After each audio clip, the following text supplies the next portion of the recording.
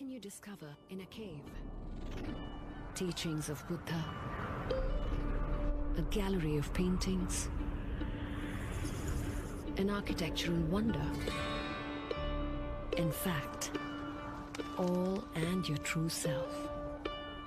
The incredible heritage caves of Ajanta and Ellora. A new discovery every time you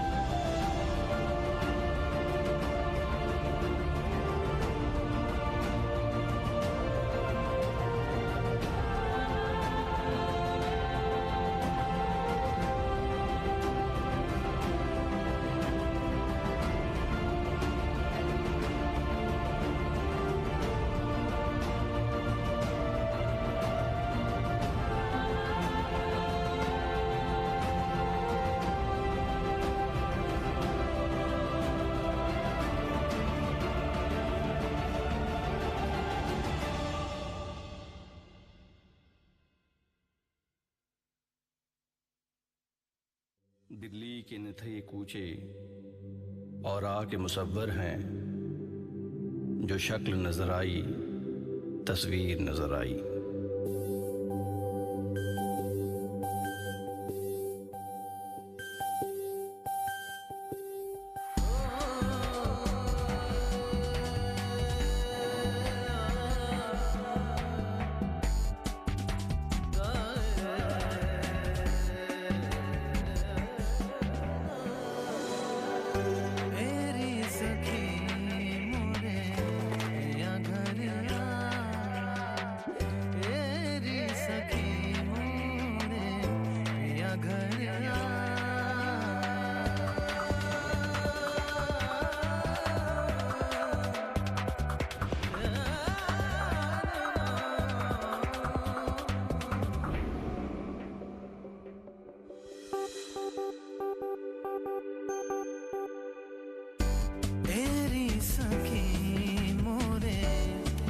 घर आए तेरी सखी मोरे पिया घर आए भाग लगे इस आंगन को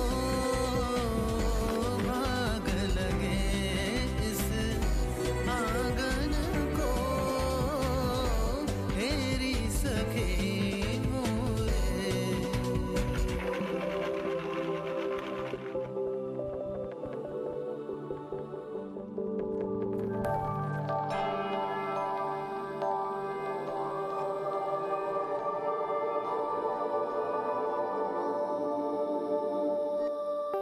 रे मामा पा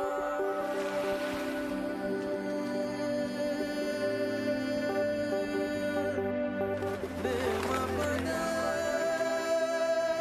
नी दा मा हाँ जिस सावन में पिया घर नाही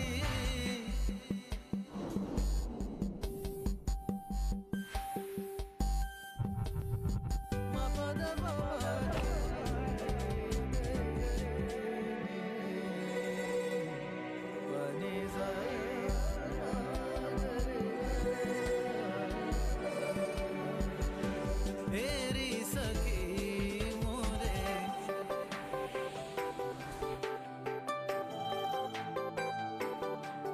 तेरी सखी मोरे पिया घर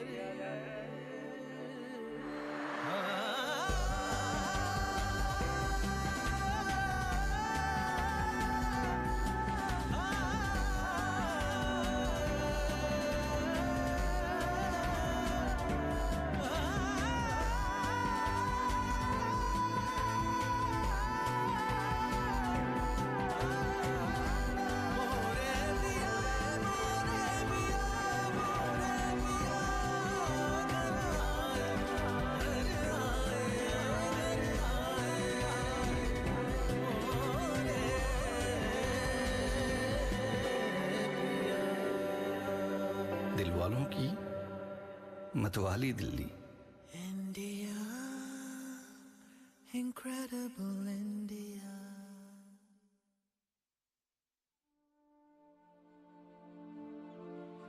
India, the land of Buddha.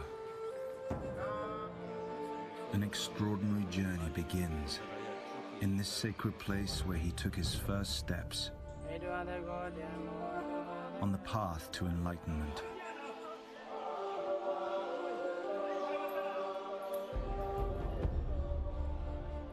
This is the land where he first spread his word, where people heard, and where his life took shape. Discover for yourself the journey of Buddha to his final resting place. Immerse yourself in his life here in India, the land of Buddha.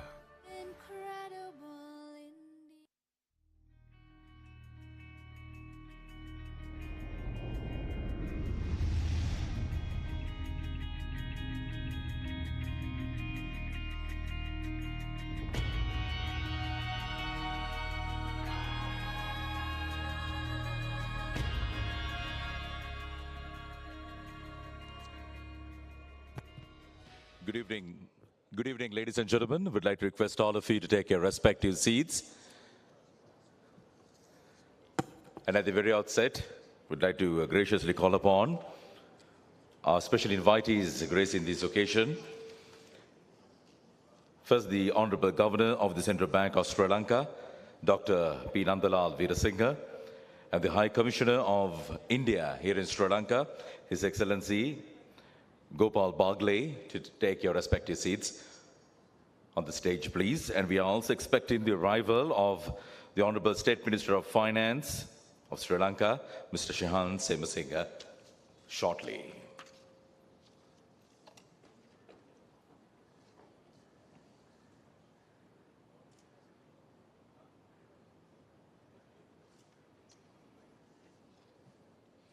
So at the very outset, ladies and gentlemen, we'd like to tender you all a very special warm welcome to this interaction on the subject towards a stronger bilateral economic partnership and shared prosperity, a discussion on the use of national currencies for economic transactions between India and Sri Lanka.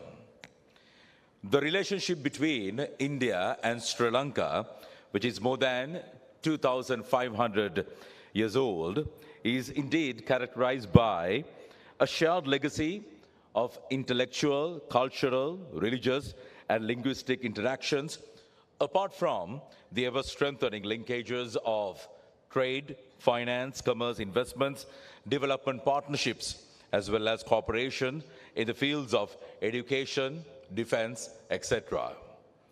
The growing partnership between India and Sri Lanka, especially in the economic sphere, has proved to be of immense value, particularly in Sri Lanka's difficult times.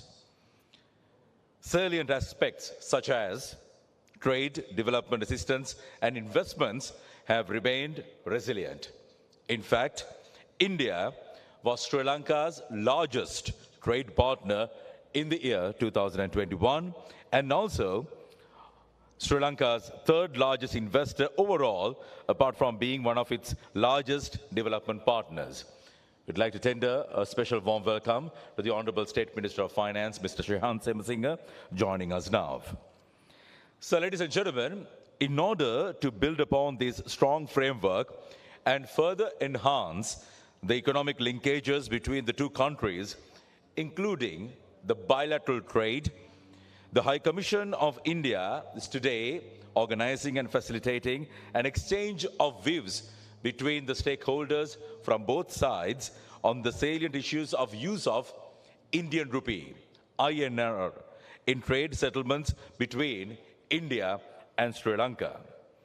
We have arranged a rich and adequate agenda for today's program, which we believe will be useful for all of you.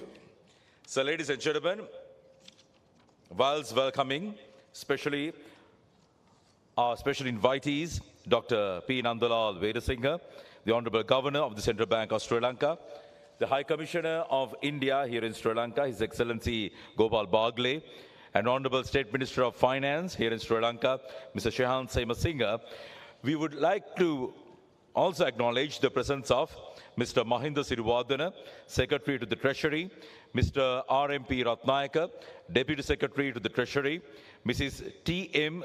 J.Y.P. Fernando, Deputy Governor of the Central Bank of Sri Lanka, Mr. P.B.S.C. Nonis, Director General of Sri Lanka Customs, Ms. T.T. Upulmali Prematilaka, Controller General of the Department of Imports and Exports Control, Mr. Priyantha Fernando, Chairman of the Sri Lanka Tourism Development Authority, Presidents and the Chairpersons of various business and industry associations in India and Sri Lanka, senior officials from the government of Sri Lanka, representatives from various Indian and Sri Lankan banks, friends from the media, and all other distinguished invitees, guests, and participants.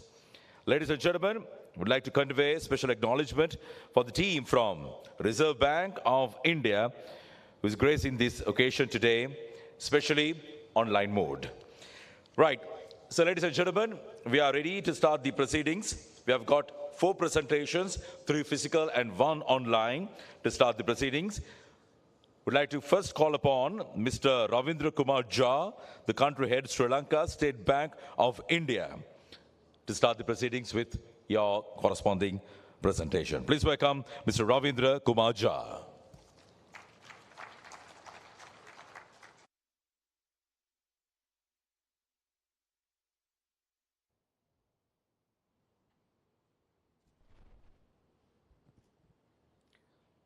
Good afternoon to all of you. My respect, Honorable, I say my warm regards to Mr. Honorable Shehan Semasinga, State Minister of Finance from Government of Sri Lanka, our Governor CBSL, Mr. P. Nandalal Veerasinghe, and His Excellency Sri Gopal Bagle, our High Commissioner of India to Sri Lanka, and all distinguished senior officials from CBSL and government of Sri Lanka and distinguished guests to this esteemed discussion about the probability or potential of INR trade in between the Sri Lanka and India. So this is a very first and foremost, the trade relationship between India and Sri Lanka has huge potential because of the immediate neighborhood.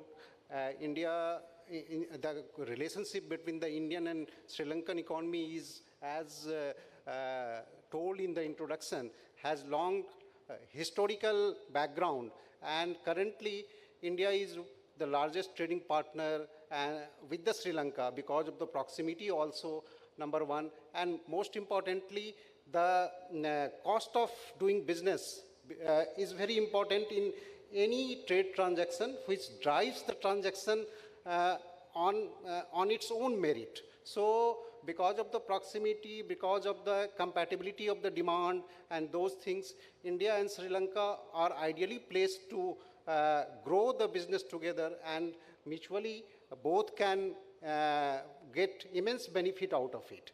Overall trade, as it is mentioned, is between the India and Sri Lanka is 5.45 billion last year, and export to India is also around $829 million.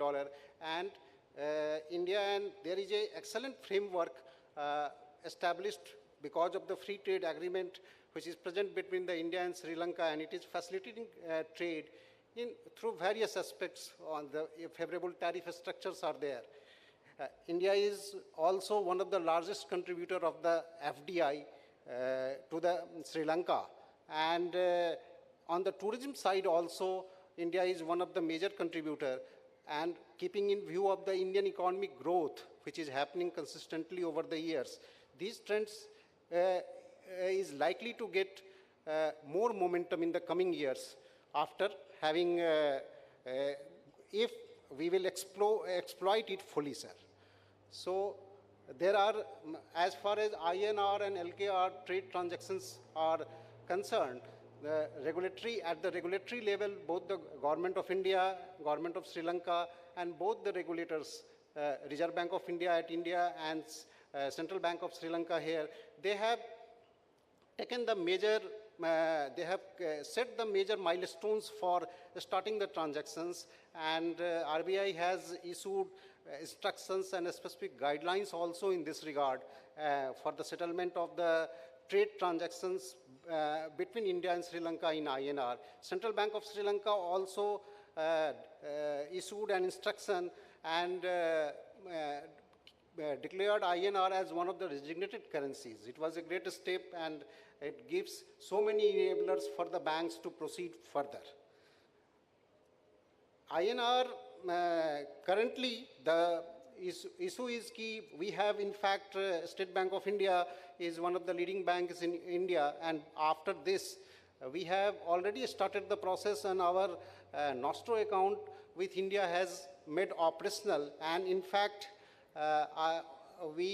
today we completed the first trade transaction in INR on a pilot basis. It has been done successfully today itself, and that was an export transaction from India, and the importer from Sri Lanka has given us in the proceeds in LKR, and we have successfully remitted that amount to the exporter in INR. So that we have already started the process today on a pilot basis. And this is, our belief is with the experience we will gain in the trade transaction, this momentum now the momentum will only grow, and we will able to cater to the demands of the exporter and importer here. Few challenges what we are facing now is currently to fully utilize the potential for this trade mechanism.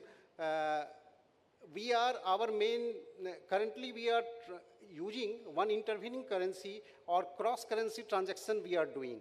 Because if somebody is providing the importer here is providing us the remittance in LKR, we are using USD or any hard currency for the conversion, and we are sending it in INR. Slowly, our hope is with the evolving scenarios and enhanced level of trade transactions, with the intervention of regulators, CBSL in Sri Lanka, and Reserve Bank of India in India, and both the governments, possibly someday we will able to do the direct conversion between the LKR and INR.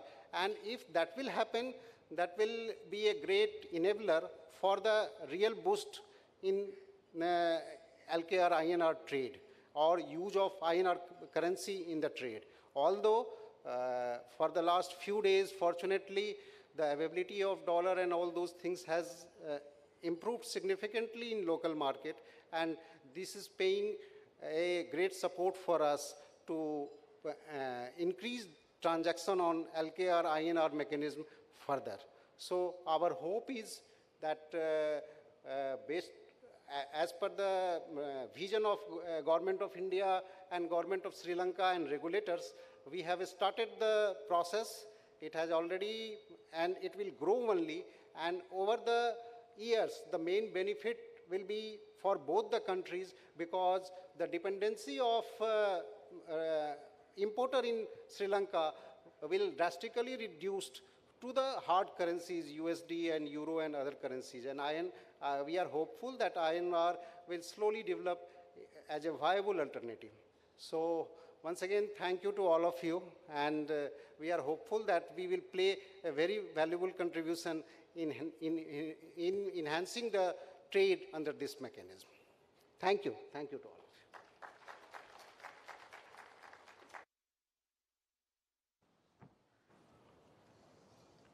Thank you very much, Mr. Ravindra Kumar Jha, the country head, Sri Lanka, for the State Bank of India, starting off the proceedings with the first presentation.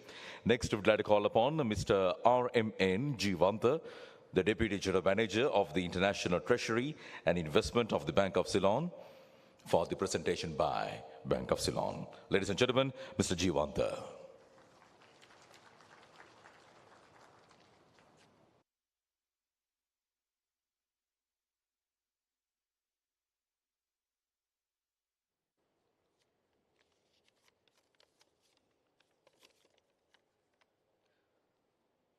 Good evening, everybody.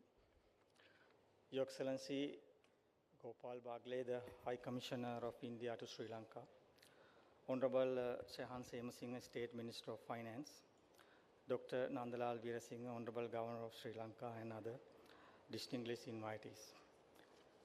I'll be representing Bank of Ceylon, and I'll be doing a short presentation on trading experience in Indian rupees.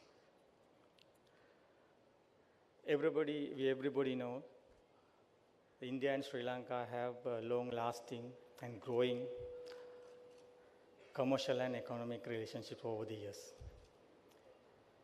In 2021, India was the largest trading partner to Sri Lanka, having more than $5 billion.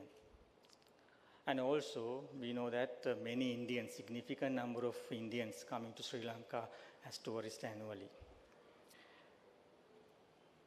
And BOC has a presence in India, Chennai.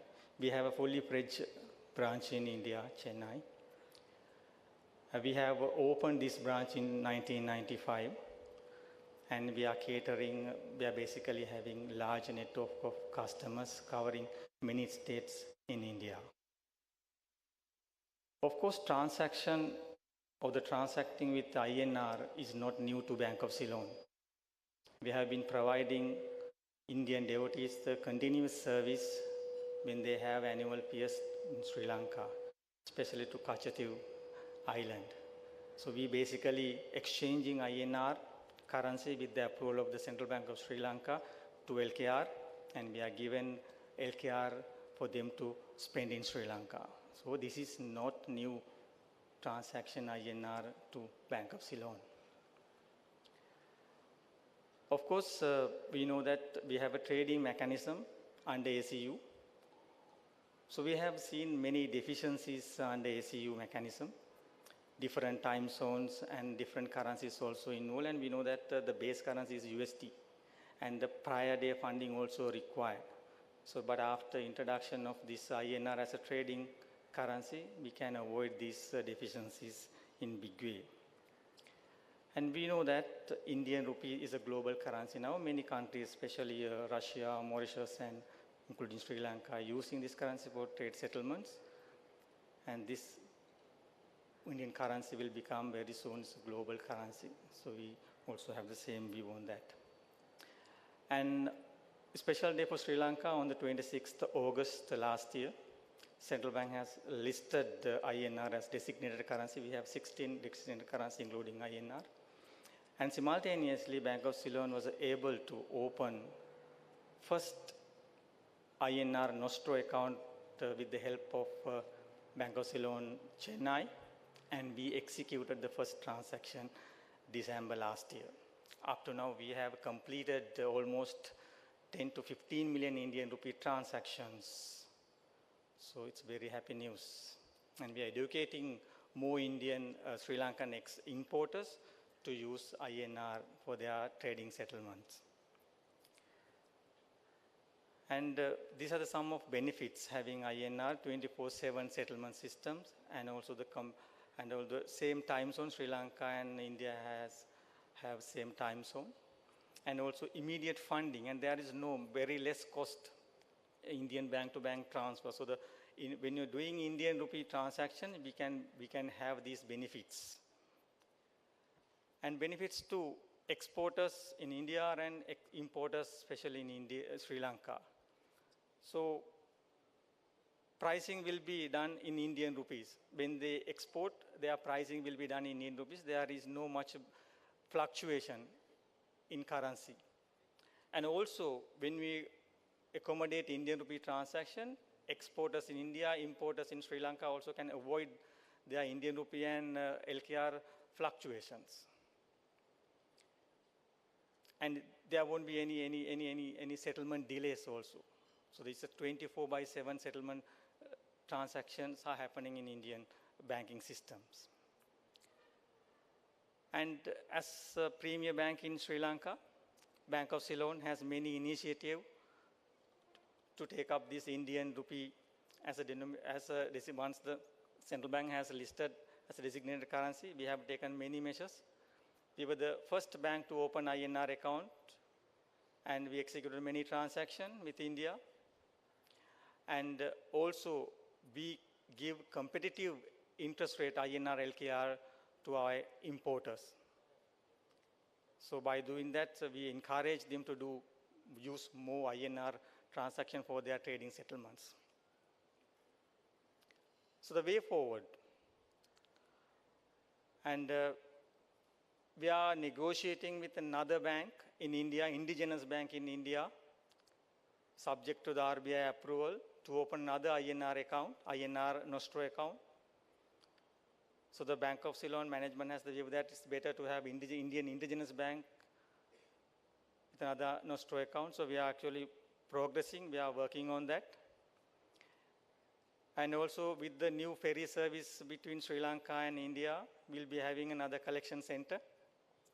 Now, presently also, Bank of Ceylon has many branches, more than 650 branches island-wide. All the branches, the customers can do Indian rupee transaction by using this branch network. And also we have collection centers in every airports, Bandaranaike International Airport, Palali, Mattala, everywhere you have.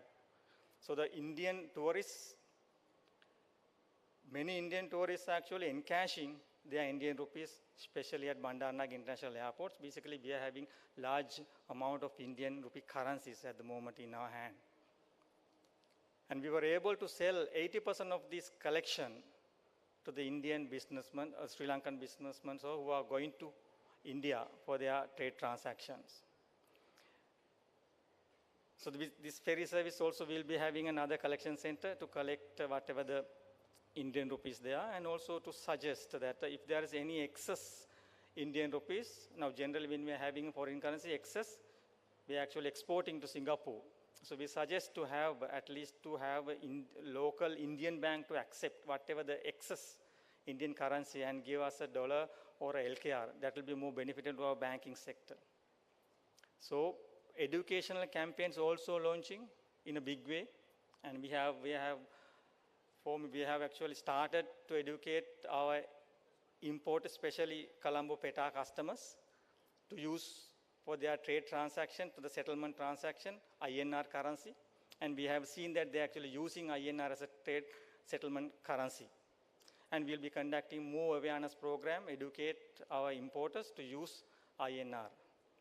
So by doing that, we expect, number one bank in Sri Lanka, Bank of Ceylon, expect that our importers will use in big way this INR settlements or INR currency for their trading settlements. Thank you very much. Thank you for the time given to Bank of Ceylon.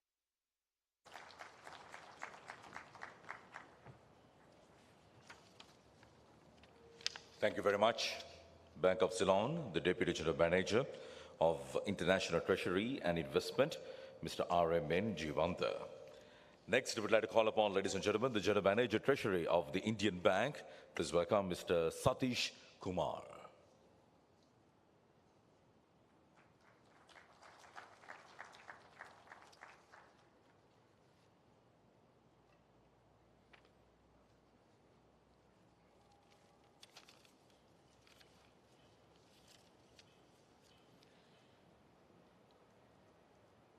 Good evening, everyone.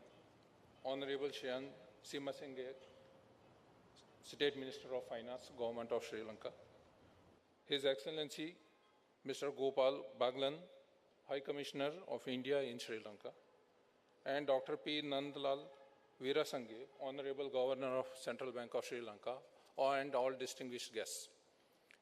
For me, it is a grateful opportunity for us to introduce us to the August gathering here, the Indian Bank, which is one of the largest banks in India, public sector owned bank, established in 1907, having geographical spread across the country with 21,177 touch points across the country. If we see the performance of the bank, it has a total business of 10.5 trillion rupees of business, in which the deposits are 6 trillion rupees and advances and 4.5 trillion rupees, with a CD ratio of more than 75%, with net NPA of 1% and provision coverage ratio of 93.59%. If we see the strength of the bank, it has a capital adequacy of 15.74%, with the domestic NIM of 3.74%, net profit of 1,396 crores for the Q3, return of assets of 0.80%. Rather more, not going more in the details of the bank's performance, coming to some key indicators on the asset quality, we have the net NPA of 1%, as I told, and the provision coverage ratio of 93.59%. The credit cost is just 1.41% with a slippage of 1.17%. India opened its first branch in Colombo in 1932, which is 25 years of its existence in India.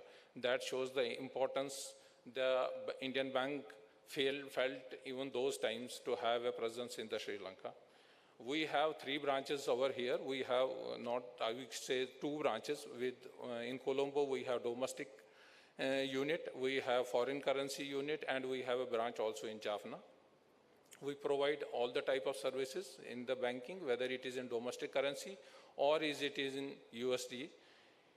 Even though during the last financial year, there was the outflow of non-resident deposits, which was in the US dollars, but Indian Bank continued to fund the businesses here in the USD, and we have a total business of 93 million USD as on February end. If we come to the trade between the India and Sri Lanka, it has developed since 2000 after the signing of free trade agreement between India and Sri Lanka. Both imports and exports over the period has grown, so has the tourism between the two countries. Even the FDI from India to the Sri Lanka has grown to USD 2.2 billion, and it is continuously growing. During last few months, some of the key decisions had been made by both by the government of India as well as the government of Sri Lanka through the central banks, both Reserve Bank and Central Bank of Sri Lanka. First, the Indian rupee has been designated as a legal currency by Central Bank of the Sri Lanka, which enabled the Reserve Bank had come out with the guidelines for settlement of trade between various countries in INR. A detailed guideline has been published by the Reserve Bank of India on 11th July 22, which has been further clarified through various FAQs issued by the Reserve Bank of India, and even Ministry of Finance through their circular dated 26th August 22 has clearly defined that any exports or imports where the settlement happens in INR, it will be deemed as an export or an import, and all the benefits which otherwise an export in USD or any other hard currency happens, same benefits are available to the exports in INR.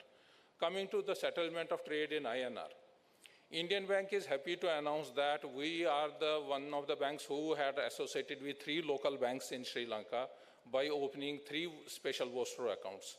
We have bank with the Commercial Bank of Ceylon, we have the account with NDB, and we have also the account with Ceylon Bank.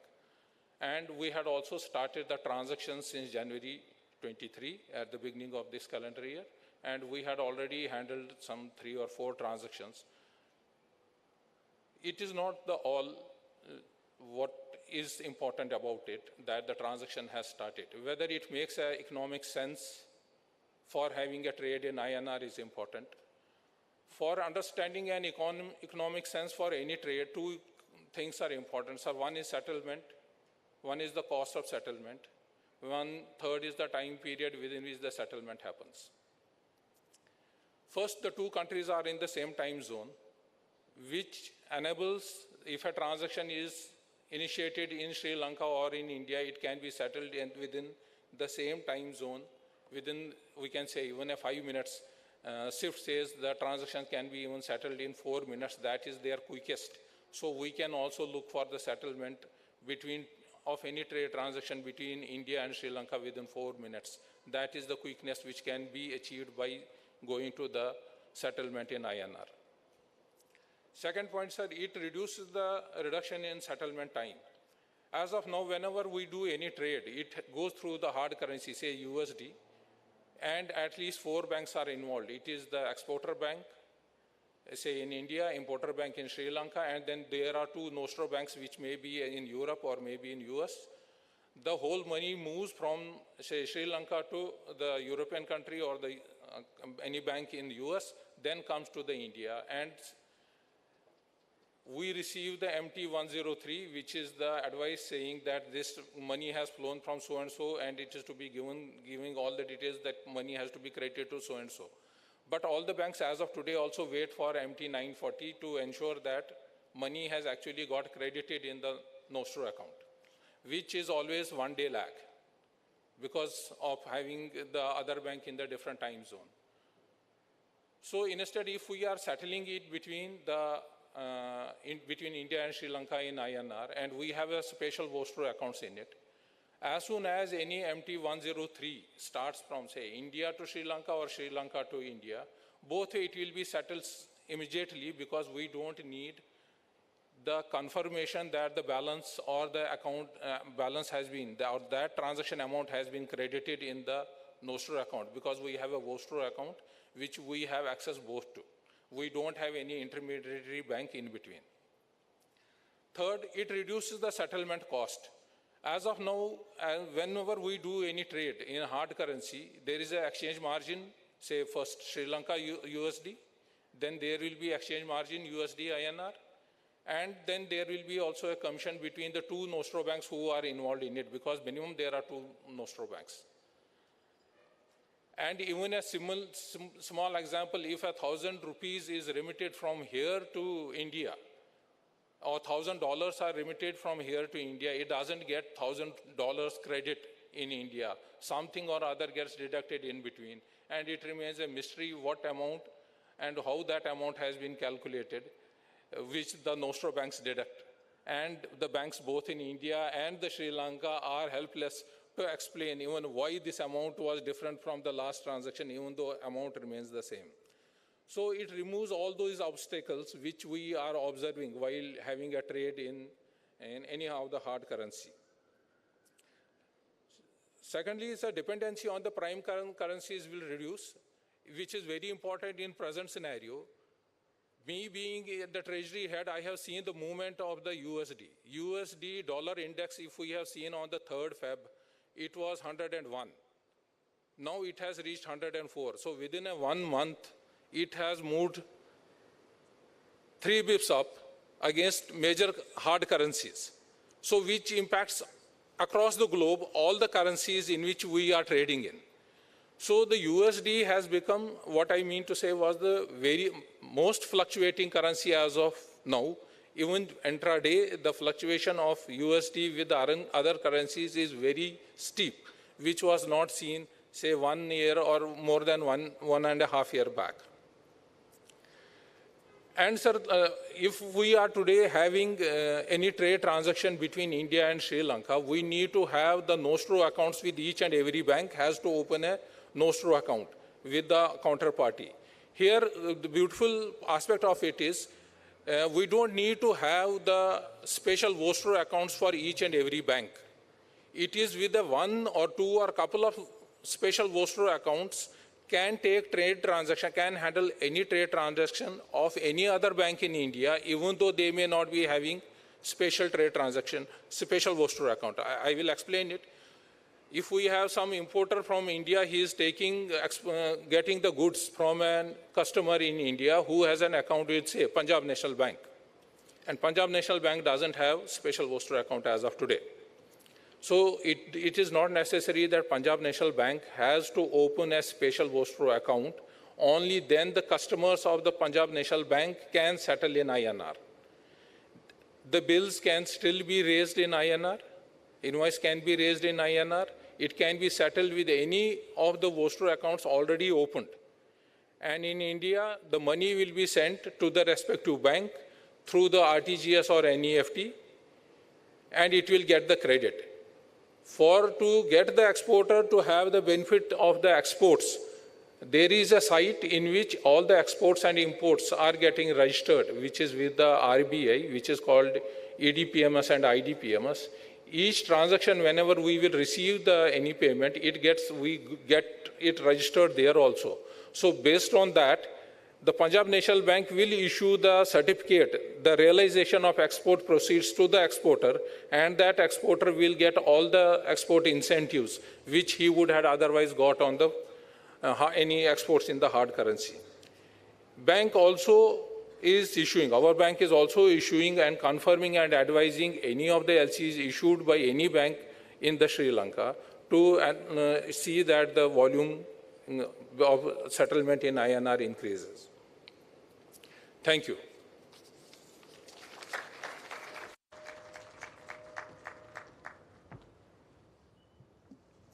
Thank you very much, General Manager, Treasury of the Indian Bank, Mr. Satish Kumar.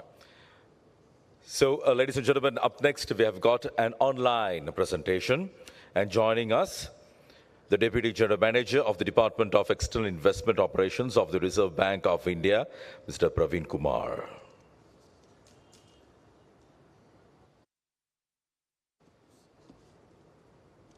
Good afternoon. I hope you can hear us. Yes, very much, loud and clear. Thank you very much. Respected State Minister of Finance of Sri Lanka, Honorable Governor of CBSL, His Excellency High Commissioner of India in Sri Lanka, other dignitaries, bankers, and dignified guests. Thank you for inviting us to be a part of this program. I am Sundar Murthy. I am a Chief General Manager in the Department of External Investments and Operations. I have with me a very high-level set of my colleagues. In addition to my own, from people from my department, we also have Lata Radhakrishnan, a General Manager in the Trade Division of the Foreign Exchange Department of RBI, under whose umbrella, the entire circulars which which have been referred to earlier by the banks have been issued. And so we have brought together the entire team to be there present in this very important discussion for us. The use of INR, and not only INR, even it could be currencies in trade, bilateral settlements is an important agenda for us that we are pursuing. This is we've tried to take many steps to facilitate that to happen. We've been working very closely with CBSLO in both bilateral and multilateral forum to resolve a lot of issues that have been faced over the last year or so, and we stand committed to doing whatever it takes to enable this. So as one of the bankers mentioned earlier, we know that it's not all. I mean, we are moving into a new regime. Have not yet been resolved, and we are actively considering it. There are many moving parts, so we have to take into account all the stakeholders before we actually come out with a policy, and we are working on that.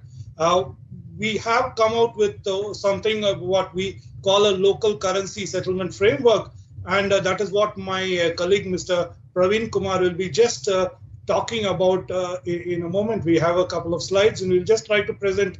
This is a framework that we think is a template for how we can use our domestic currencies in a better way, and we think that this is something that we would like to see going ahead. So this is kind of a covering what has already been done, but also setting some kind of roadmap for the future. So without taking much time, I'll turn this over to Mr. Praveen Kumar, and he will do the presentation in just a moment. Thank you, sir.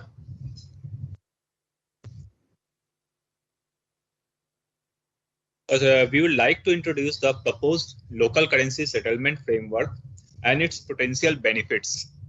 The proposed LCS, that is local currency settlement, envisages the use of local currencies primarily for settlement of current account and permissible capital account transactions. The potential benefits of the proposed LCS will be, it will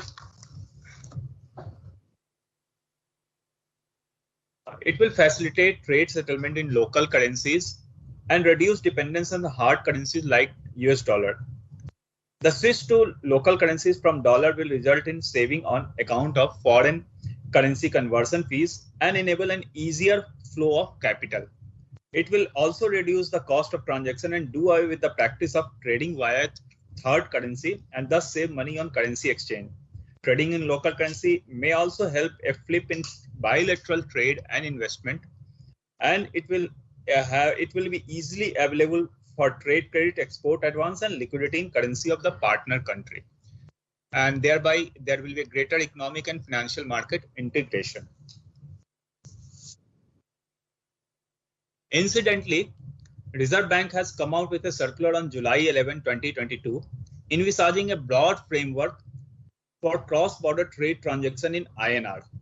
It deals with trade invoicing, settlement in INR, a market-determined exchange rate, and usage of surplus balance in INR that may interest the business community present here.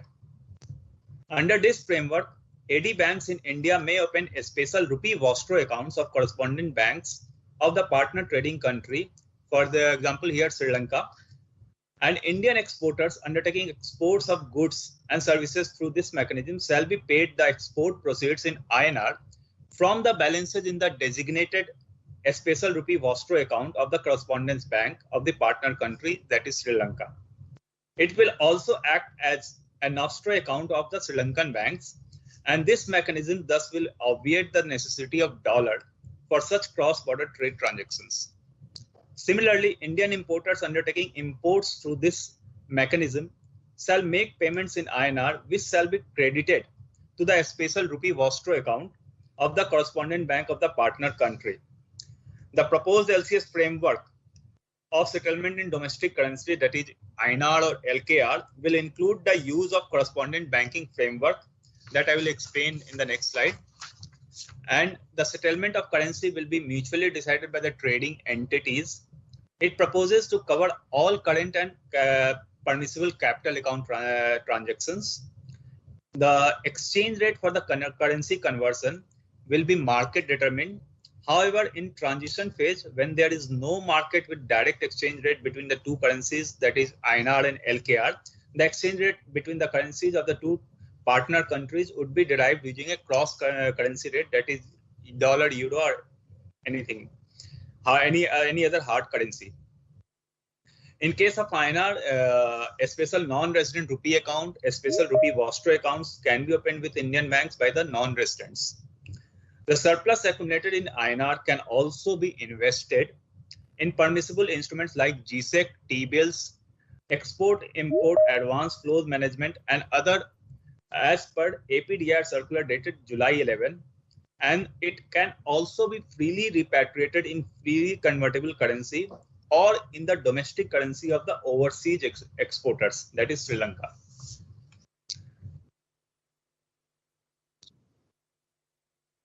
The proposed LCS model that is shown in this slide, it enables businesses to settle their trade transactions with their partner overseas using local currencies. In this framework, for example, the importer and exporter may enter into a trade contract and mutually decide the modality of settlement, including the currency of invoice. Let us suppose INR has been mutually agreed as the settlement currency. On shipment of goods and submission of necessary trade documents to the importer in currency A, that is Sri Lanka, will advise its bank in Sri Lanka to make payment to the exporter's account in Bank B, that is in India.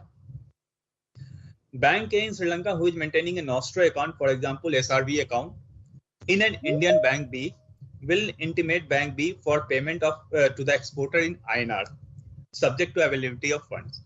Thus, the transaction will be settled through a correspondent banking relationship between Bank A and Bank B through the SRB account, and transfer finally the Bank B will transfer the export proceeds to the exporter in India as the end beneficiary.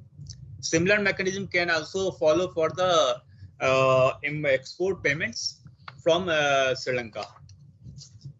In case funds are not available in Nostro account, following options are proposed for funding the account.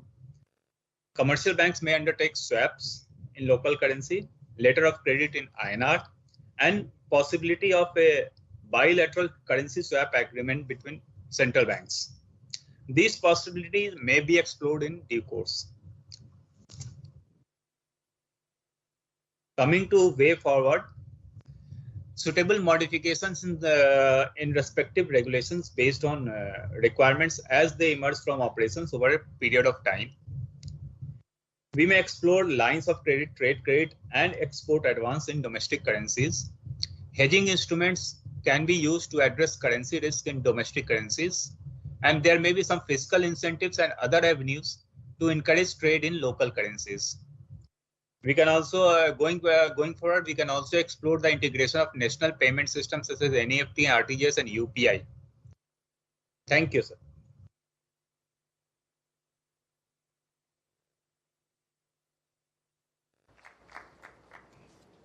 Thank you very much. The team from the Department of External Investment Operations of the Reserve Bank of India. So with that, ladies and gentlemen, we wrap up the formal presentations, and now it's time for the brief remarks by our dignitaries on the stage. Then afterwards, we will have the questions, your proposals being entertained. So first, I would like to call upon His Excellency, the High Commissioner of India here in Sri Lanka, His Excellency Gopal Bagle, to add your brief remarks, sir. Thank you very much. Honorable State Minister of Finance, Your Excellency Shehan Semasingeji, Honorable Governor of the Central Bank of Sri Lanka, Dr. Veerasinghe, other dignitaries and senior officials from Government of Sri Lanka, captains of Sri Lankan industry, Indian financial sector representatives, my colleagues from the High Commission, ladies and gentlemen, good afternoon to you. I will try to be very, very brief in my remarks because I am neither an exporter nor importer nor a financial sector expert. but yes, I do have the privilege of working with a fantastic team in the High Commission, which has put together this event. We felt the need for this event, as has been mentioned to you, by a series of steps taken by the two regulators, central banks of the two countries, CBSL here and the Reserve Bank of India. You have heard about that in various presentations. And we felt that perhaps, as has been rightly pointed out in a couple of presentations, the need for wider dissemination of the information, as well as creating confidence among both the banking community as well as the traders, the trading community. So I am very gratified, Honorable Governor, that when I proposed rather informally that we might perhaps get together, and if you would like to give the benefit of your views and your address to an audience, you readily agreed, sir. And similarly, when I requested the Honorable State Minister for Finance, he was also very forthcoming. So this event is essentially because of your readiness, which has always been available to us to promote a stronger economic partnership and ties between our two countries. I would also like to sincerely thank the banks, the Reserve Bank, the Central Bank of Sri Lanka, and compliment, of course, the Bank of Ceylon, the Indian Bank, and the State Bank of India in taking initial steps. I'm very glad that the State Bank has taken this step of first pilot transaction, and Indian Bank has entered into corresponding arrangements. So has the Bank of Ceylon, and RBI has taken a number of steps. CBSL has taken a number of steps from this end. So these are all very encouraging signs. And while the information has been available in the public domain for some time, but we wanted to bring this together on a single platform from a single stage, so that all of you who have interest not only of your businesses, but the interest of a more vibrant India-Sri Lanka economic partnership at your heart, more vibrant and more speedy economic recovery of Sri Lanka at your heart, we could convey these views to you, all of you, and those who are not here but would be tuning in or reading about these views. So that is the first part of what I wanted to say. The second part really is that in the context of the growing economic partnership between India and Sri Lanka, which has been manifested in the statistics you heard and you saw, the growing bilateral trade, the growing investment from India, and also growing development cooperation funding from India, and also the type of support that India has been able to come up with in the past, especially in the past year. I think this is right time that we take steps and more steps so that our businesses can come closer together. We heard the Reserve Bank of India mention, and if I understand correctly, although finance, as I said, is not my specialization, that the facility can be available for current account and also settlements in select capital accounts. I think perhaps in time it might also lead to using INR for investment. And that's a good sign, because Indian investment has been growing in Sri Lanka in the sectors of Sri Lanka's priority, namely infrastructure, which includes energy, renewable energy, power, which includes manufacturing, pharmaceuticals, and we have priority, we attach priority to bringing in more investment from India into Sri Lanka. Why? Because we believe that Sri Lanka's economic recovery and sustained economic growth will be trade-led, will be investment-led. And in this endeavor, I think, and we firmly believe, that use of Indian rupees as means of trade settlement will not only help Sri Lanka in its current situation, but also will lay the foundation for a more longer term, greater and closer economic partnership between India and Sri Lanka. Why do I say so? You just heard the remarks from the Indian Bank about bringing together all the currency which is collected from whom? The Indian tourists. Now imagine that the Indian tourists, and yesterday I was at an event where your colleague, Honorable Harin Fernando ji, was there to launch a special product aimed at attracting Indian tourists. As you know, Since 2018, the figures that I have with me, my colleagues have with us in the High Commission. Since 2018 till 2022, India has been the largest source of tourists arriving into Sri Lanka. So we would like that to grow. And one way to do that is, of course, have a very good PR campaign, make Sri Lanka more known, more familiar to prospective Indian tourists. But another way also, and a complementary way, is to create mechanisms by which Indian tourists can come and, for example, pay in Indian rupees. That will make Sri Lanka even more attractive a destination for them. We have had challenges of COVID, we have had challenges of the difficulties, but I think India-Sri Lanka partnership through these challenges has become even stronger. And it is in this spirit that we have tried to find solutions which suit Sri Lanka's requirements. Use of Indian rupees for trade settlement is one such a step. And I think with the cooperation of everyone over here, we have heard you about the challenges. We have also heard the benefits that can accrue. And I think while the benefits are long-term, challenges that have been mentioned are really, are perhaps in some sense logical for the initial steps. And with more information and more steps from corresponding authorities, I'm sure that we will be able to address them. I would like to end with two small points. One is that together with Indian settlement in Indian rupees for trade and tourists, I think what can greatly help that process is also digitization of payments. And I'm very happy that, again, we have been working closely with both the government of Sri Lanka and the Central Bank of Sri Lanka for making it possible for some of these mechanisms, digital payment mechanisms from India being launched into Sri Lanka, so that in due course, like the Indian UPI system has now entered into an agreement with Singapore, some mechanism of that type can emerge in future. But in the meanwhile, we can have, through other mechanisms, other digital mechanisms, settlement of transactions, especially geared towards Indian tourists in Indian rupees. The last point, ladies and gentlemen, is about the rapid changes in India which are taking place. The digitization of financial sector is, I think, one of the most far-reaching stories of changes taking place, which have taken place in India in the last 3 to 4 years.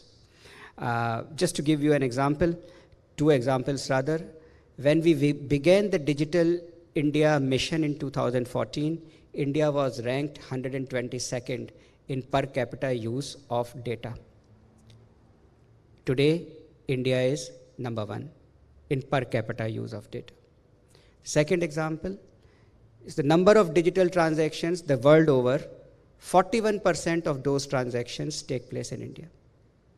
So clearly, in India, the fintech sector has evolved, has developed, and because of the proximity, geographical proximity, because of the familiarity that we have between people of India and Sri Lanka, and between the business and trade communities of the two countries, I think it is quite logical for the governments and all those who can to come forward and facilitate even closer interaction between the financial sectors of the two countries. And I think as India grows and goes towards its Amrit Kal, that is after having completed 75 years, go towards 100 years in 2047, and as Sri Lanka also envisages to emerge as a developed country by 2048, I think this is the period, these are the sectors where we really stand to benefit not only the business and industry, but also the common people of both the countries.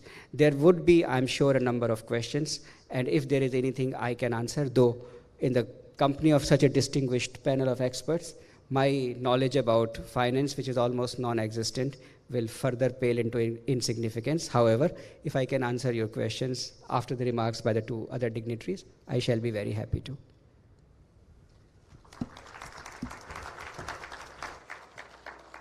Thank you very much, Your Excellency.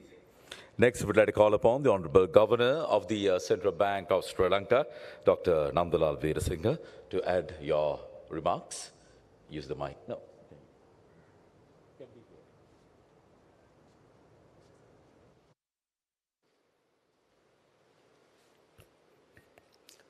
Your Excellency, Commissioner Bagley, Honorable State Minister Sem Singh, distinguished the officials and the business community and the members from the diplomatic service and the Indian High Commission. So first of all, let me thank for organizing this event, especially to the High Commission of India. In fact, I can remember when we had this conversation with the High Commissioner Bagley, I think several times.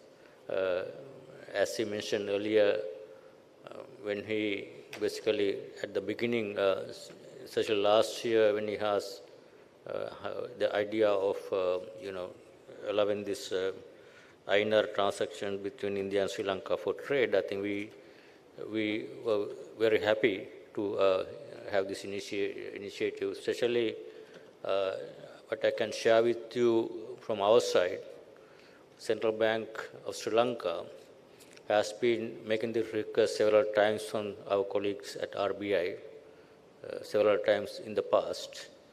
But because there were several requests from our side, especially people who are doing business with India, and also due to growing trade between India and Sri Lanka, and growing investments coming to India, and growing Indian businesses who are moving here and having a lot of interest in India, there were requests whether we can have this INR transaction between India and Sri Lanka. And as such, we made the request, but obviously this is not a policy decision which can make easily, despite the requests that we have been making, because it's an important decision for any country to promote their currency, the domestic currency, as internationalization of domestic currency is a very, very important milestone for any country. So India has made that decision some time ago. And in that journey, I think we understand earlier in the INR was basically freely available only in Nepal and Bhutan at the beginning, because there's close linkage and integration. And later, now with the RBI decision to promote INR as an international currency, in that journey, I think I would say this is a first important step that they have taken. It's the first important step towards a long journey of making Indian currency as an international currency. I think this is a very important step. We, as a neighboring country which has a strong integration already with India, we stand benefit. This is where we were very happy when this was announced. And I can remember, especially last year, when we were facing very difficult, the hard currency liquidity issues. I can remember a lot of Indian,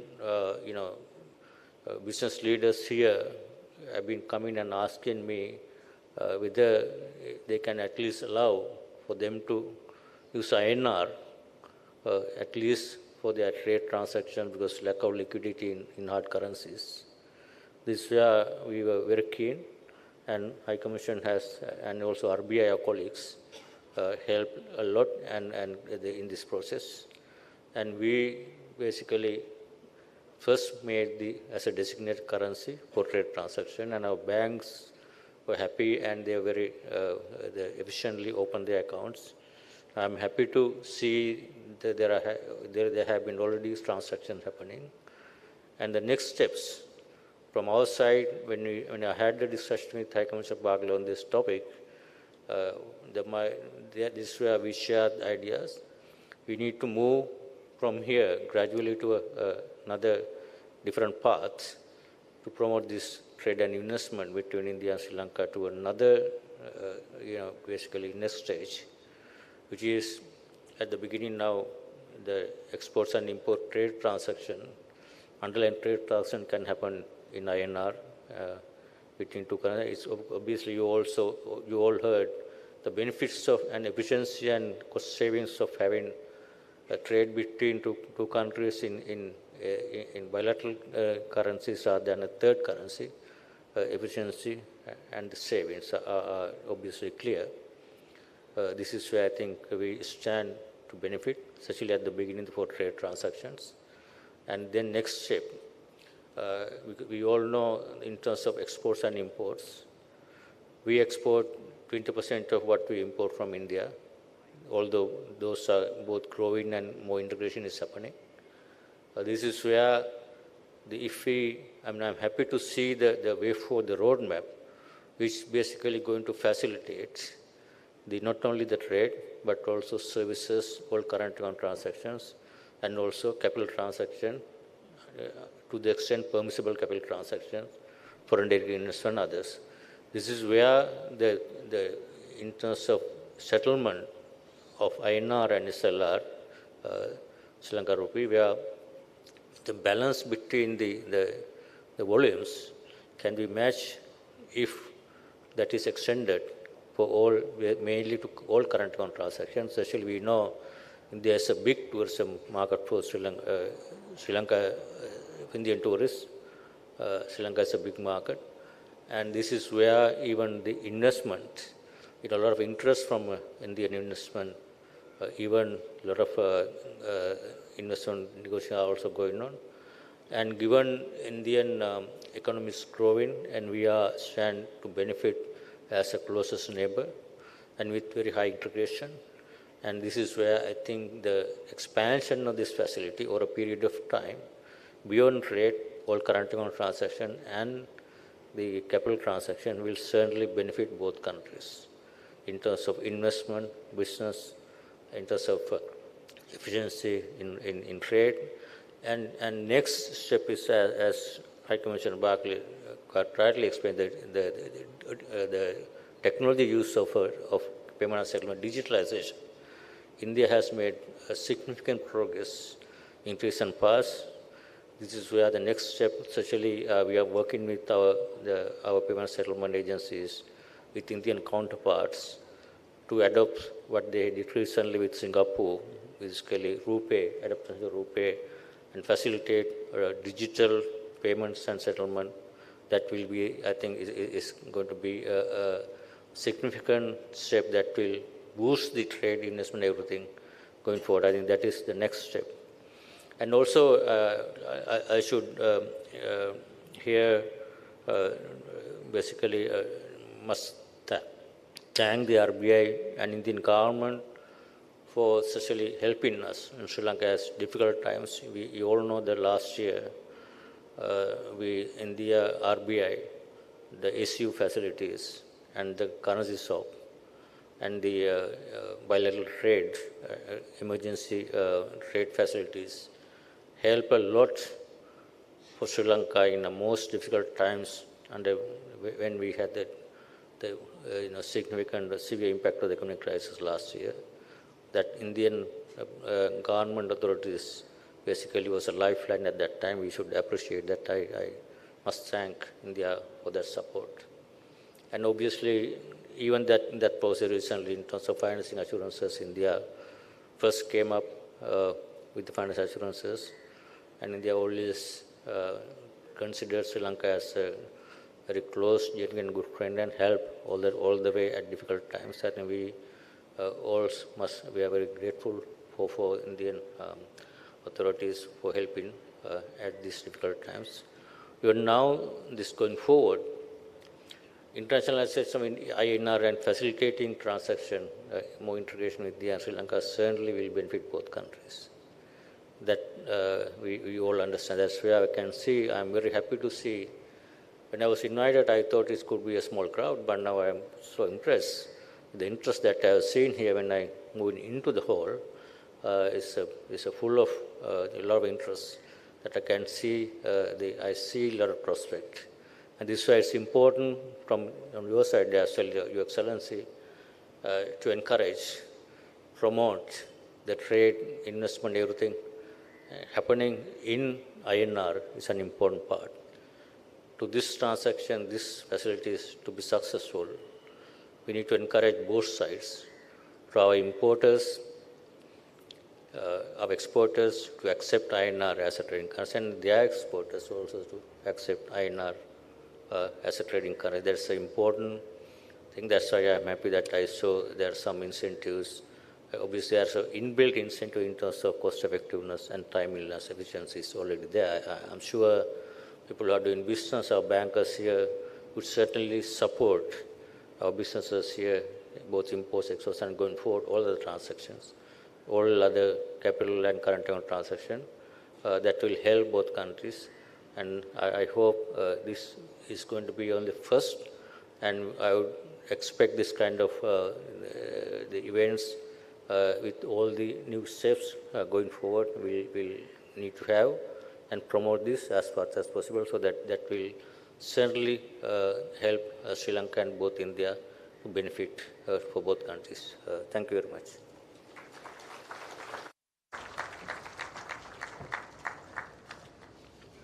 Thank you very much, the Honourable Governor of the Central Bank of Sri Lanka, Dr. Nandalal Veerasinghe. Next, I would like to call upon the Honourable State Minister of Finance of the Government of Sri Lanka, Mr. Shahan Semasinghe, to add your brief remarks. His Excellency, the High Commissioner, Honorable Gopal Bagley, Dr. Nandalal Veerasinghe, distinguished guests. I will not take much time, Excellency, because the Governor explained how Sri Lanka and India has been working to overcome the difficult period, the challenging periods of Sri Lanka. I'm sure with the usage of INR, the new initiative will have a new beginning for trade between Sri Lanka and India. Also, I wish if it could be extended to the service areas also. As you rightly said, tourism becomes a very important area when it comes to India and Sri Lanka. 2022 was the most challenging year for Sri Lanka. To overcome these challenges, it is my duty to make a word on that. We appreciate the assistance we got from India. The extension of the credit lines, humanitarian and emergency assistance, and the assistance we got for importation of fuel, essential food items, medicine. We really appreciate the support the High Commissioner and the team extended us. We wish to extend our thanks, gratitude to the Government of India as well as people of India for helping Sri Lanka at the most difficult, challenging periods. We all are looking forward for the IMF program approval. And when it comes to India, the strong financial assurances which was extended to IMF on behalf of Sri Lanka, we appreciate your support on that. I think from the government's point, our main focus is the economy. We do understand in the recent past, most of the decisions the government took are hard decisions. We have kept the parliament informed. We have kept all the committees informed. And we have communicated the message to the general masses in Sri Lanka why we had to take these hard decisions. That is to ensure that Sri Lanka will not go back to a history which we don't even want to dream of. So when it comes to our economic recovery, India was a strong partner of ours. As Excellency said, the investment avenues which are taking place right now in Sri Lanka on infrastructure development, especially on the energy sector, on the transport, the connectivity sector, will benefit Sri Lanka. And I'm sure we will further expand the possible avenues that both Sri Lanka and India could work together. We are also revisiting the trade agreements, Excellency. We have to revisit the trade agreements. Starting from 2000, India-Sri Lanka trade agreement has benefited Sri Lanka. But however, with all changes taking place as a government, we will revisit the trade agreements. We will have bilateral discussions also on the same and make sure that Sri Lanka will benefit more out of the trade agreements which are in existence right now. So with that word, Excellency, once again, I thank you for your timely intervention when we really wanted support as a country. As a nation, we wanted that support from you. Your intervention, your staff here at the High Commission worked very closely, tirelessly with our staff at the Ministry of Finance as well as with the Central Bank of Sri Lanka. So once again, we thank, and I'm sure Sri Lanka will overcome this situation. The economy is getting stabilized with all the hard decisions we have taken. We know it is difficult for people to absorb. They're really painful reforms that we have gone through. But however, we can see results coming up.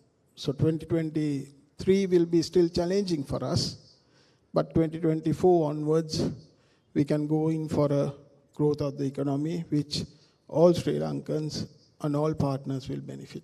Thank you very much, Excellency. Thank you very much, the Honorable State Minister of Finance. So with that, ladies and gentlemen, time to open the floor for the exchange of views, and would like to propose to begin by inviting the comments from various major stakeholder groups joining here, gracing this occasion. Especially would like to, ideally like to hear from one representative from each organization or a group to begin this particular session. And when you ask your questions, would like to request all of you to have them in a brief mode. Plus, when you're asking the question, please specify the person or the organization that you want your query to be answered by. Right. Now we are opening the floor for the queries, your proposals, your suggestions. If you can raise your hand so that we can provide you with a mic. Over here, please. Where's the mic? My name is Sudat Fernando. Where is that? From here. All right, okay. I came with the invitation of International Chamber of Commerce. So I'm representing the glove industry. I'm working for a company called ATG. And we have been exporting to various countries in the world, right across the world.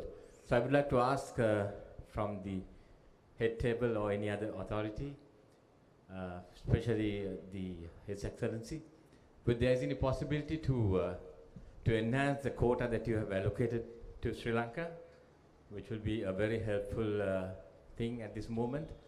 And just want to ask that, and also that is the main question that I want to ask, since I have to with the time limitation. Your Excellency. Thank you for your presence, first of all, and thank you for your question. We do have some specific requests from the government of Sri Lanka, and I'm glad Your Excellency, the State Minister, touched upon the issue of trade, but that's a wider question. We, as you know, the FTA has been there and SAFTA has been there. As His Excellency mentioned, their benefits have reached the Sri Lankan manufacturers, traders, other sections. Now, the question is, what do we do after that? From here, I think one way should be to resume the negotiations on ETCA. And I'm very happy to inform you that both governments, in principle, have been interacting in this regard. We have received some suggestions from the government of Sri Lanka, which are under consideration. So in the course of time, we do expect the resumption of the negotiations on ETCA, which have not taken place for some time. So that is as far as the trade negotiations are concerned. The specific question you asked, unfortunately, at the moment, I am not aware of the specifics regarding quota and all, but we do have some request from the government of Sri Lanka about, and of course the concerned industry about enhancement of quota in their segment. I'm not sure if your industry has made any representation. Thank you. Thank you very much. And there's another small suggestion, His Excellency, because now rubber gloves to India is duty-free. But ours is rubber coated gloves, so but there is a tax duty of 23%, it seems.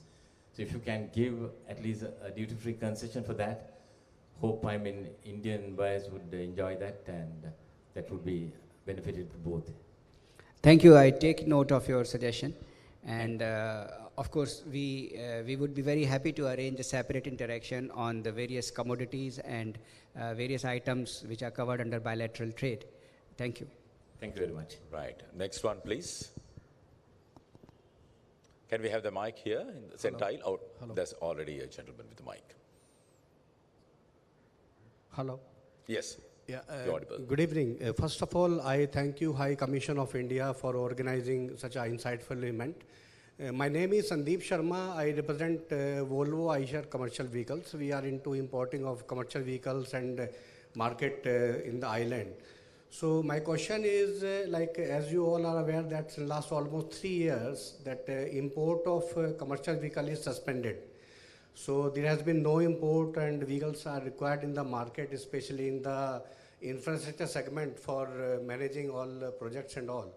So my question is to Honorable Minister, that when we can assume that import can be resumed in INR rupees commercial vehicles, so that again the business can be started and the demand in the market can be fulfilled. I got your question. Actually, it's not only vehicles we have restricted. There are a few more items which have been restricted mainly due to the lack of forex availability in Sri Lanka. But however, the last few weeks we have relaxed few restrictions, but until the economy stabilizes fully, we will not be able to relax all the suspensions immediately. But also I would like to say this is not the policy of the government. We want free trade to take place. We don't want to intervene to free trade or the economic activities. But unfortunately, the situation was such, the government had to intervene. So no sooner the economy stabilizes and the forex availability becomes normal, I think we should be able to relax almost all the restrictions we have. But it will take a couple of more months, because it's too early for us to predict the timelines, because most of the reforms we did were in effect from 1st of January. So we are yet to see what the results are, but the results are going to be positive for sure. So this is something which the Ministry of Finance is also working on. It is not the policy of the government, once again I would like to reiterate. So we will relax once the economy stabilizes fully. And before we move on with the next question, would like to kindly request the audience to limit your questions to the topic that we discussed today. And about the all aspects, the Indian High Commission will organize separate sessions. Would like to request you all to limit the questions to the discussed subject area, which is about the use of national currencies for economic transactions between India and Sri Lanka. The next question, please. Thank you for feedback, sir. Thank you.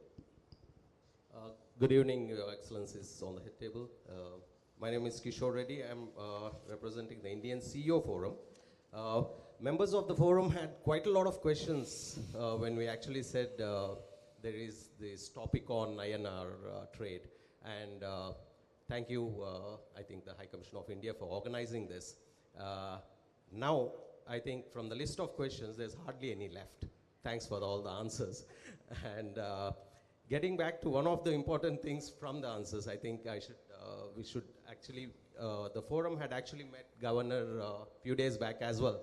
And I think thank you, Governor, for actually addressing that there is no restrictions from the central bank because Sri Lanka, the Indian currency had been approved as the approved foreign currency for all, as a legal currency for all transactions.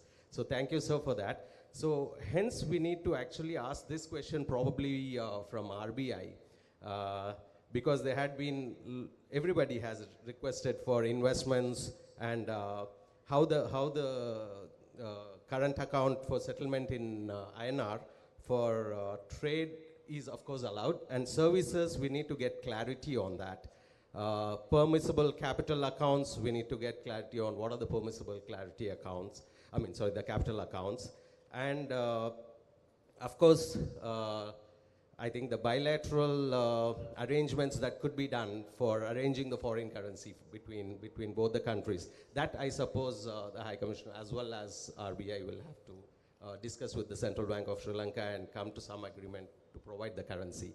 So first question, of course, to RBI is that the settlement, can it be for investments and other retail transactions? And if right now it doesn't look like, and we need clarity on the permissible ones. From Reserve Bank of India, you want to answer that question?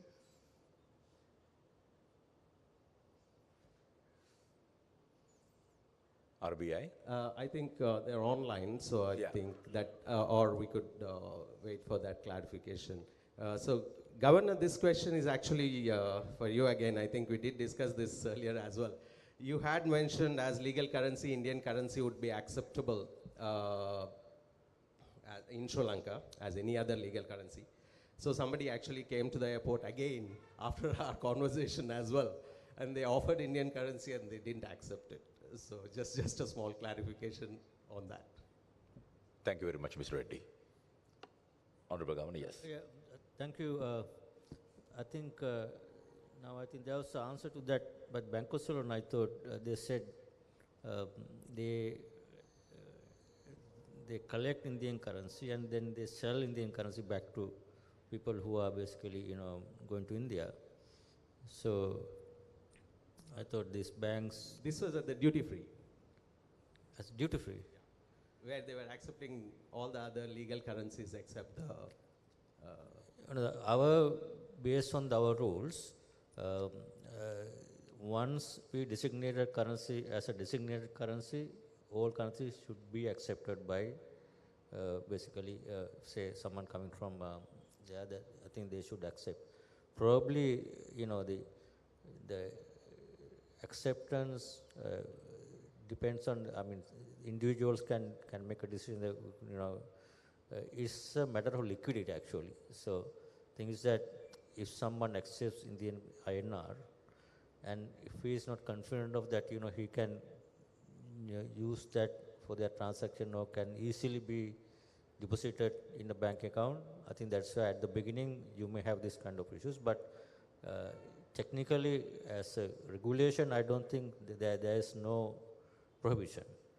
But if someone says, please give me, here in our law, no one, any transaction within Sri Lanka, legal tender is Sri Lanka rupees, no one can reject accepting SLR, Sri Lanka rupee, for local transaction. But in other currency, it is a choice that it has to have a consent that you accept US dollar or Indian rupee.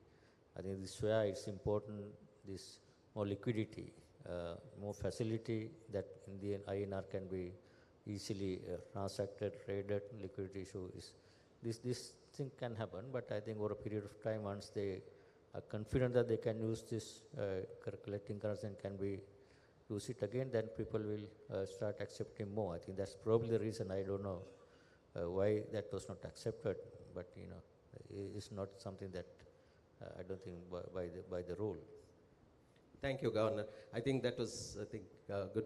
This is for actually some of the banks who actually have the INR accounts opened already. So is it that, I think it is for State Bank of India, Bank of Ceylon, as well as Indian Bank representatives over here. Can any of the companies, whether it's Indian or Sri Lankan companies, open accounts with the bank in INR? And do you have enough INR to start raising LCs or TTs to any of the transactions in trade? We'll start with the Bank of Ceylon.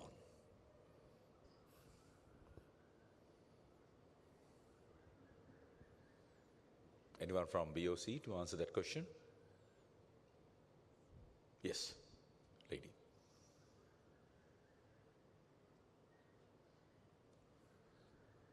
Yes, I'm the AGM Trade Finance here, Rochelle Fernando. We do have opened already the accounts with denominated currency as INR, and we do facilitate a lot of import and export transactions. At the moment, we are working on new facility with regard to the import transactions, and we have quite a lot of transactions that we do with INR, especially with the Chennai branch, where we facilitate a lot of transactions through the Chennai. So yeah, so we do have open accounts at the moment.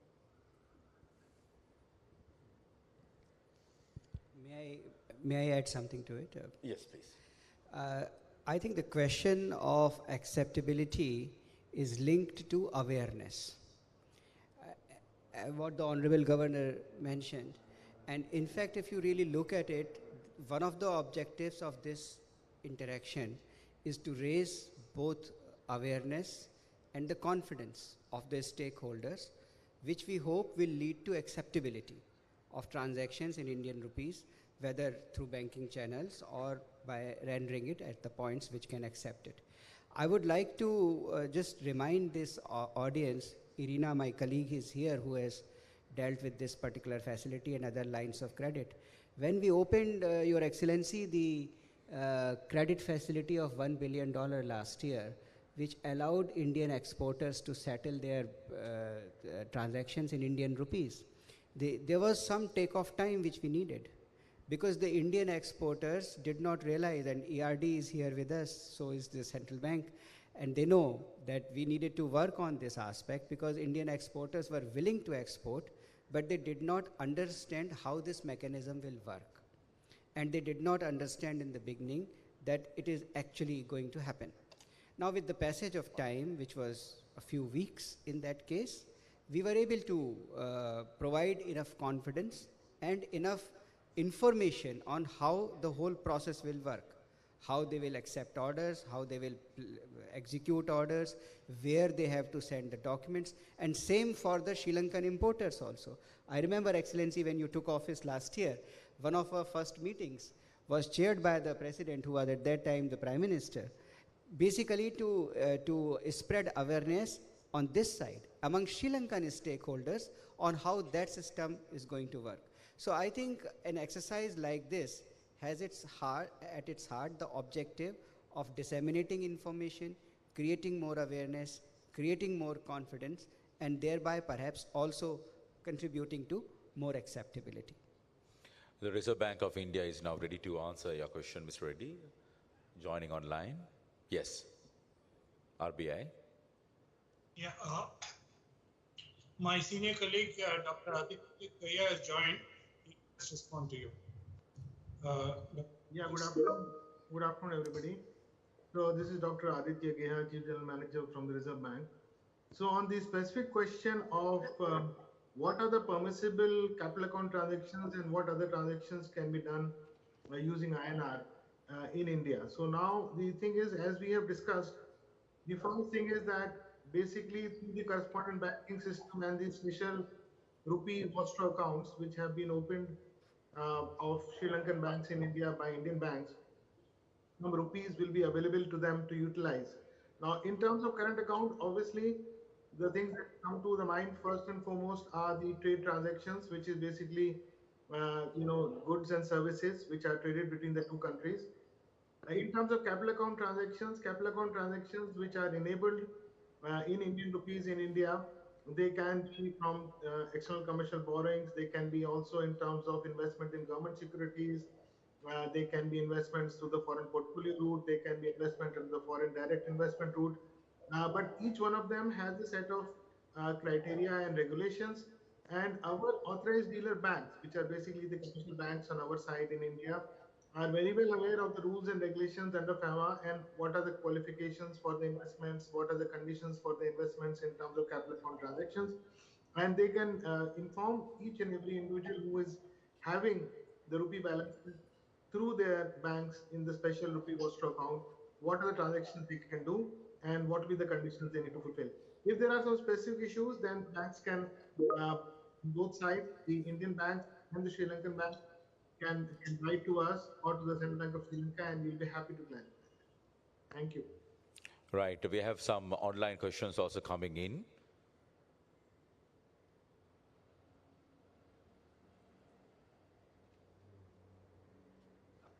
As you can see, we have an online audience as well.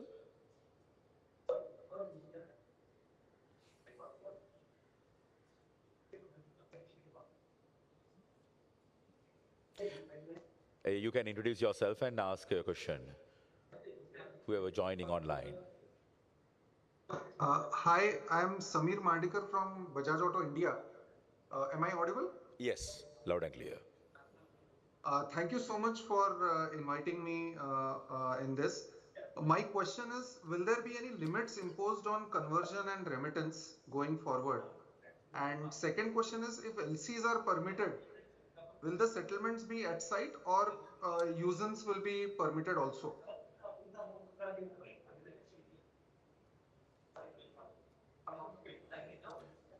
From whom do you want to answer the question? SBI or Indian Bank?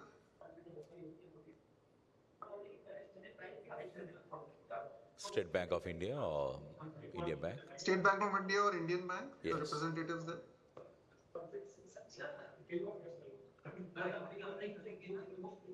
Yeah, I am Satish from representing Indian Bank. LCs can be opened right whether it is site or usance. There is no restrictions on that. And amount is also not a restriction. Okay. Thank you. Thank you, Mr. Satish. Thank you.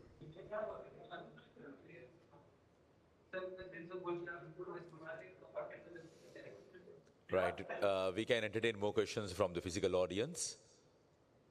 Can we have the mic being presented to that gentleman, please?